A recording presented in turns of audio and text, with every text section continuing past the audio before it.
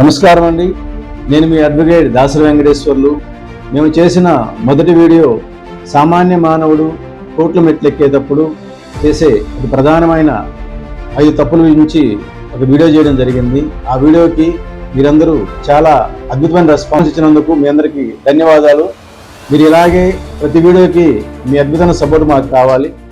సాధారణంగా ప్రతిరోజు మనం టీవీలో చూస్తుంటామండి, పేషెంట్ ట్రీట్మెంట్ చేసుకుంటూ చనిపోతే డాక్టర్ మీద దాడి చేయడం, అలాగే వారి యొక్క హాస్పిటల్ యాజమాన్యం మీద దాడి చేయడం, ఇలాంటి విషయాలన్నీ ప్రతిరోజు టీవీలో చూస్తుంటాము.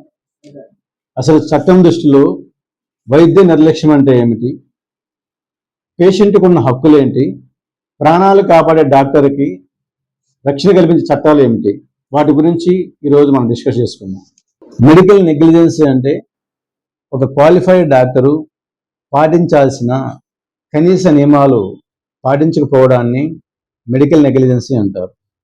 ఉదాహరణకి, తను సర్జరీ చేస్తున్నప్పుడు కడుపులో సర్జికల్ బ్లేడ్స్ కాటన్ మర్చిపోవడం కానీ, లేదా బ్లడ్ గ్రూప్ తెలియకుండా వేరే బ్లడ్ గ్రూప్ రక్తాన్ని ఎక్కించడం, అత్యవసర సమయాల్లో అందుబాటులో లేకుండా ఆ పేషెంట్ చావుకు కారణమవడం, ఇలాంటివి పాటించకపోతే చట్టపరంగా అతను శిక్షార్హుడు.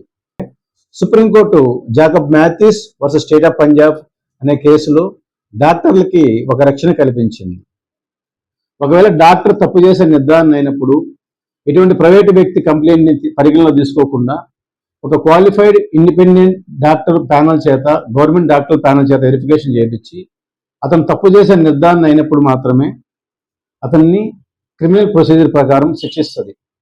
అది రుజువైతే ఎవరైతే బాధింపబడ్డ బాధితులు ఉన్నారో వాళ్ళకి నష్టపరిహారాన్ని కూడా కోర్టు ఇప్పిస్తారు.